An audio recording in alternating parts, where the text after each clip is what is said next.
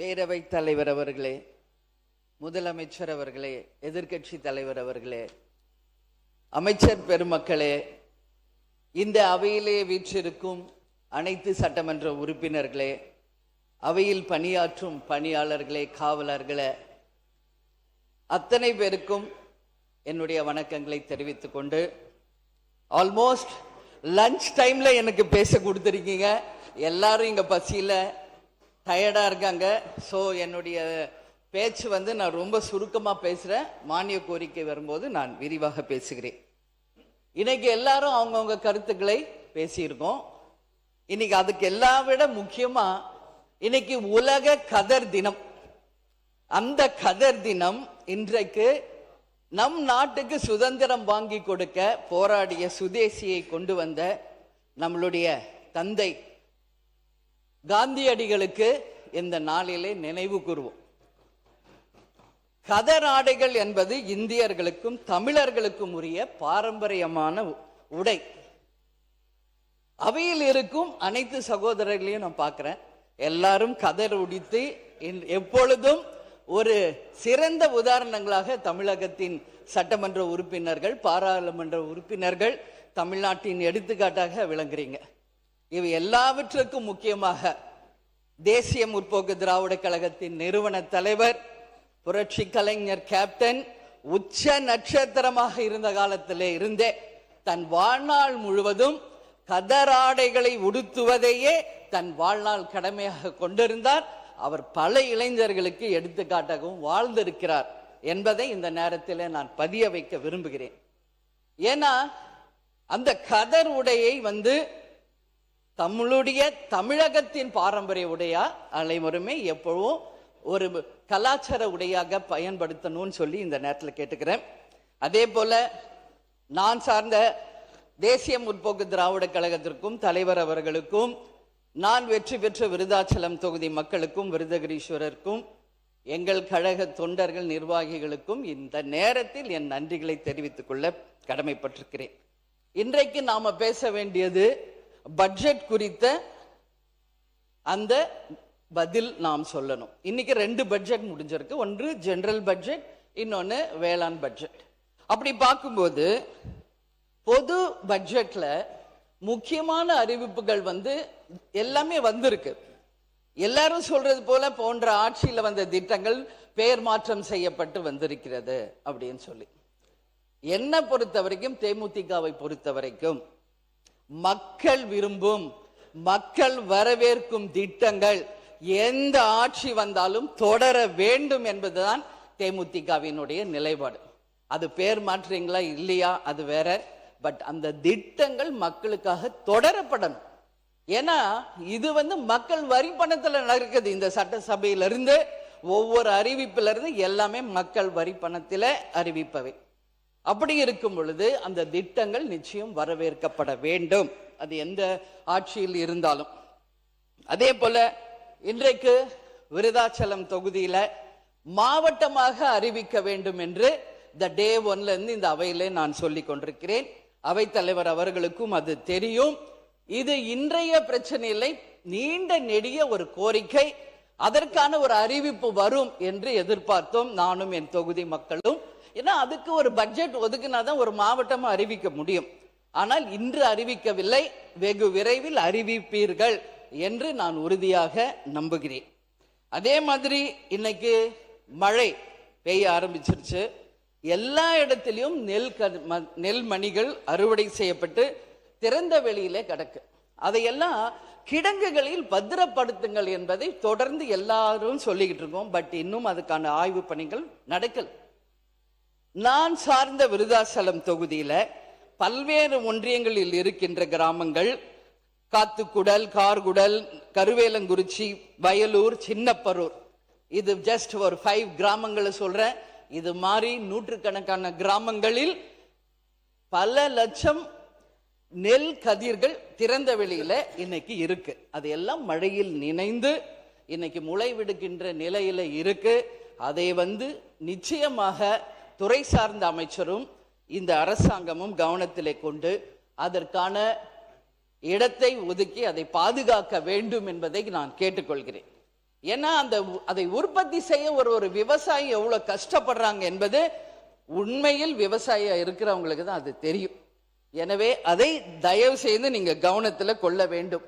அது மட்டும் கிடையாது, ஏற்று கூலி, இறக்கு கூலி, மற்ற கூலிகள் எல்லாம் கொடுத்து அவங்க செய்யற அந்த விளை பொருட்களுக்கு உரிய விலை கிடைக்காம இன்னைக்கு நஷ்டத்துல தான் விவசாயம் நடந்து கொண்டிருக்கிறது என்றால் என் வார்த்தை மாற்று கிடையாது. இதுல டிபிசி தளவாட பொருட்கள், சாக்கு முட்டைகள், அதே போல சணல்கள் கூட இல்லாம நம்மளுடைய விவசாயிகள் கஷ்டப்படுகின்ற நிலைமை இருக்கிறது என்பதையும் இந்த அரசாங்கத்தினுடைய நான் கவனத்திற்கு நான் கொண்டு வர விரும்புகிறேன்.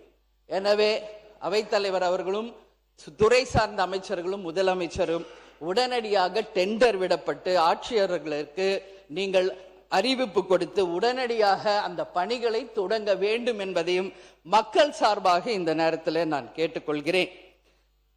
இதற்கு முன்ன இருந்த ஆட்சியெல்லாம் 2-3 நாளிலேயே அந்த நெல்லை நெல் கொள்முதல் பண்ணிடுவாங்க. பட் இந்த ஆட்சி புதிய ஆட்சி என்பதனாலோ என்னவோ இன்னும் பல நாட்கள் ஆகி கூட அந்த நெல்களை இன்னும் கிடங்குகளுக்கு கொண்டு போக முடியல. நெல் கொள்முதல் செய்ய முடியாததுனால பல லட்சம் விவசாயிகள் கஷ்டப்பட்டுக்கிட்டு இருக்காங்க என்பது உண்மை. அதனால் உடனடியாக நெல் கொள்முதல் செய்து அந்த விவசாயிகளை காப்பாற்ற வேண்டியது இந்த அரசின் கடமை. இங்க இருக்கின்ற வேளாண் பட்ஜெட்டை படைத்த வேளாண் துறை அமைச்சர் கும்பகோணத்தை சேர்ந்தவர். அவர் சார்ந்த அவர் தொகுதியிலேயே 15 நாட்கள் 30 நாட்களுக்கு மேல் நெல் இன்றளவும் அந்த கொள்முதல் செய்யப்படாததால நிறைய நெல் வீணாயிட்டு இருக்கு. அது துறை சார்ந்த அமைச்சர் கவனத்திற்கு கொண்டு வர வேண்டியது என்னுடைய கடமை. அதே மாதிரி நாம மற்ற ஸ்டேட் கிட்ட தண்ணி கேட்கிறோம், நாம் தன்னிறைவு பெற்றதா இருக்கணும். இந்த டே 1 நான் பதிவு வச்சேன்.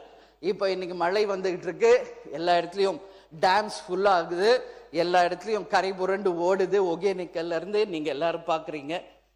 இதை சரியாக நம்ம ஆட்சி பயன்படுத்திக்கணும். இப்ப தூர்வாருங்க, இப்ப தடுப்பணைகளை கட்டுங்க, வருகின்ற மழையை சேவியுங்கள், வீணாக கடலில் கலப்பதை தடுங்கள்.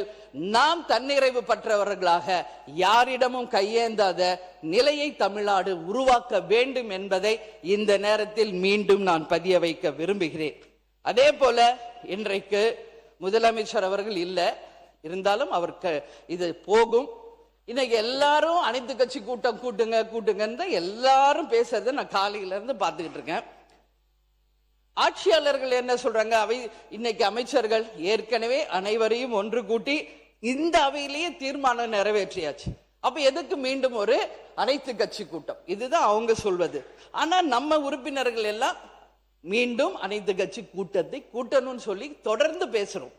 அப்பதான் எம்பிக்களுடைய கூட்டம் நாளைக்கு இருக்கு அப்படின்னு வருது. அது வர்றாங்களா இல்லையா என்பது தெரியாது, அது நாளைக்கு பார்ப்போம். நாங்க ஒண்ணுதான் நான் சொல்ல விரும்புறேன்.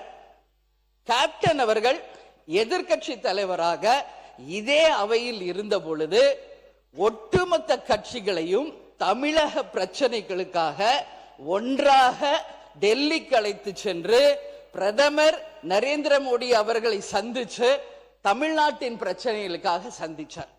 அதுபோல் நமது முதல்வர் அவர்களும் இது நம்ம மக்கள் பிரச்சனை, நம்ம தமிழ்நாட்டின் பிரச்சனை, இங்க எந்த வேறுபாடு வேணாம், அனைத்து கட்சியையும் ஒன்றாக திரட்டி தமிழ்நாட்டின் பிரச்சனையாக இருக்கும் நீட்டுக்காகவும் மேகதாதுக்காகவும் காவேரி தண்ணீருக்காகவும் நிச்சயமாக எல்லாரையும் அழைத்து சென்று 10 நிமிஷம் முடிஞ்சிச்சுங்க, சுருக்கமா முடிங்க. நான் ரொம்ப ஷார்ட்டா பேசும், உங்களுக்கே தெரியும். ஜஸ்ட் 5 மினிட்ஸ் தான், அதுக்கு மேல நான் எடுக்க மாட்டேன். எப்பவுமே என்ன டாபிக் அதை தான் நான் பேசுவேன், பக்கமா வாசிக்க மாட்டேன், உங்களுக்கு தெரியும். சோ கண்டிப்பாக பிரைம் மினிஸ்டர் சந்திச்சு நம்ம தமிழ்நாட்டு பிரச்சனைகளுக்காக பேச வேண்டும் என்று ஒரு அவையில என்னுடைய பதிலை நான் சொல்ல கடமைப்பட்டிருக்கிறேன். அதே மாதிரி இந்த பட்ஜெட்ல ஒட்டுமொத்த விவசாயிகள் மக்கள் எதிர்பார்த்தது விவசாயிகளினுடைய கடன் முழுமையாக தள்ளப்படும் அப்படின்றத எதிர்பார்த்தாங்க. ஆனா அது அறிவிக்கப்படவில்லை என்பது ஏமாற்றமாக இருக்கு. ஏன்னா எல்னினோ, தண்ணி இல்ல, சம்பா குருவை எல்லாம் முடிஞ்சு இன்னும் பயிர் பண்ண முடியாத நிலையில விவசாயிகள் இருக்காங்க. இந்த நிலையில் முழு கடன் தள்ளுபடி இல்லை என்பது அனைவருக்கும் ஒரு ஏமாற்றம். நிச்சயம் அரசு இதை கவனத்தில் கொள்ள வேண்டும் என்பதை நான் கேட்டுக்கொள்கிறேன். அதே போல இங்க நாம எல்லாருமே இப்ப என்ன பேசணும்னா, கடன் வாங்குறத பத்தியே தான் எல்லாரும் பேசிட்டு இருந்தாங்க. நான் பார்த்தேன், ஒரு தலையின் மீதும் 1,28,800 ரூபாய் கடன் தமிழ்நாட்டில் இருக்கு. மோர் தென் 10 lakhs crores ஒரு இன்னைக்கு தமிழ்நாடு கடன்ல இருக்கு. இது ஏற்கனவே இருந்த ஆட்சியில இருந்து வந்தது என்பதை பினான்ஸ் மினிஸ்டர் சொன்னாரு, எல்லாமே கேட்டோம். இது கடன் நம்ம கடனை பத்தி பேசுறோம். இது யார் மேலேயுமே நம்ம தப்பு சொல்ல முடியாது. ஏன்னா ஸ்கூல்ல இருந்து நம்ம டீச்சர்ஸ எப்படி கடன் வாங்கி கணக்கு போடணும் தான் நம்மளுக்கு சொல்லி கொடுத்துருக்காங்க. எப்படி பக்கத்துல கடன் வாங்கணும், இது எப்படி சால்வ் பண்ணணும்னே நம்மளுக்கு சொன்னதுனாலே என்னவோ இன்னைக்கு ஒவ்வொரு குடும்பமும் நம் தமிழ்நாடு கடன்லயே போயிட்டு இருக்கு. ஆனால் இதே ஜப்பான் போன்ற நாட்டில் பார்த்தீங்கன்னா எப்படி கடன் வாங்கி அந்த மேத்தமெட்டிக்ஸ் சால்வ் பண்ணணும்னு சொல்ல மாட்டாங்களாம். அதுக்குள்ளேயே சால்வ் பண்ணி கடனே வாங்காத ஒரு மேத்தமெட்டிக்ஸ் அங்க பயிற்சி பண்றாங்க. சோ உயர்கல்வி அமைச்சர் அவர்களே, கொஞ்சம் கடன் வாங்காம ஸ்டூடெண்ட்ஸை ஸ்கூல் லெவல்ல இருந்து நீங்க பிராக்டிஸ் கொடுக்கணும்னு சொல்லி நான் கேட்டுக்கிறேன். அதே மாதிரி இன்னைக்கு காவேரியில இருந்து தண்ணி வந்துருச்சு அப்படின்னு இங்க எதுவும் பெருமைப்படுறது மாதிரி இல்லை. வெறும் உபரி வாட்டர் தான் திறந்து விடப்பட்டிருக்கிறது. காவேரி நமது உரிமை, அதை தர வேண்டியது கர்நாடகாவின் கடமை. இதை யாரும் மாற்ற முடியாது. மேகதாது வருமா வராதா, காவேரியில தண்ணி திறப்பாங்களா திறக்க மாட்டாங்களா, 150 ஆண்டு காலமா நம்ம பேசிக்கிட்டே தான் இருக்கோம். என்ன பிரயோஜனம், என்ன தீர்வு? கொடுத்துதான் ஆகணும். நீங்க அமைச்சர் அவர்களும் சரி, முதல்வரும் சரி, ஸ்ட்ராங் டிசிஷன் எடுங்க. ஒட்டுமொத்த எதிர்கட்சிகளும் தமிழ்நாடு மக்களும் உங்க பின்னாடி நிப்பாங்க. விவசாயிகளுக்காக, நிச்சயமாக தமிழ்நாட்டு பிரச்சனைக்காக. இதுல எந்த மாற்று கருத்தும் கிடையாது. So take strong decision. Mekedatu அணை கட்டக்கூடாது. காவேரியில எங்களுக்கான உரிமை தந்துதான் ஆகணும். இல்லைன்னா அது எப்படின்றது நம்ம எல்லாரும் சேர்ந்து பார்ப்போம். நான் தான் சொன்ன முதல்வர் கர்நாடகா போனோம். அவரும் ஃபர்ஸ்ட் டைம் சிஎம், நம்ம சிஎம்மும் ஃபர்ஸ்ட் டைம் சிஎம். போட்டுமே, போய் பேசட்டும். இப்ப என்ன ஆயிடுச்சு, 2 பேரும் அவர் கூப்பிடுறாரு, நீங்க போங்கன்னு சொன்னது நான் தான். பட் இப்போ என்னவோ அவங்க வர வேணான்ட்டாரு. ரைட், போல. நான் என்ன சொல்றேன், ஏன் போக கூடாதுன்றீங்க? எல்லாம் போங்க. யாருக்காக போறாங்க? நம்ம மக்களுக்காக, நம்ம விவசாயிகளுக்காக போறாங்க. போனோம், போய் பேசினாதான் ஒரு தீர்வு வரும். நான் கூப்பிட்டு வரலன்னு அவர் ஈஸியா சொல்லியிருப்பார். பட் அதுவே அவர் முன்னாடி சொல்லிட்டார் வர வேணாம். இதைத்தான் நான் இன்னைக்கு ஒகேனக்கல்ல கூட நான் பேசினேன். ஓகே, உங்க ஊர்ல சுச்சுவேஷன் சரியில்லை.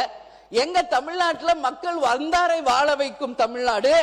எங்களுடைய நாட்டுக்கு நீங்க வாங்க, கர்நாடகா முதலமைச்சர் அவர்களே, வாங்க பேசுங்க, தீர்வு காணுங்க. 2 ஸ்டேட் மக்களும் நல்லா இருக்கட்டும், 2 ஸ்டேட் விவசாயிகளும் நல்லா இருக்கட்டும் அப்படின்றத நம்ம அன்னைக்கு சொன்னோம். அதனால நிச்சயமாக முதல்வர் அவர்கள் செல்ல வேண்டும் என்று அவர் எடுத்த டிசிஷனுக்கு தேமுதிக நாங்கள் துணை நிற்கிறோம். அதே போல இன்றைக்கு ஒரே நிமிஷம், சாரி பேரவை தலைவர் அவர்களே, ஒரே நிமிஷம். நான் என்ன சொல்றேன்,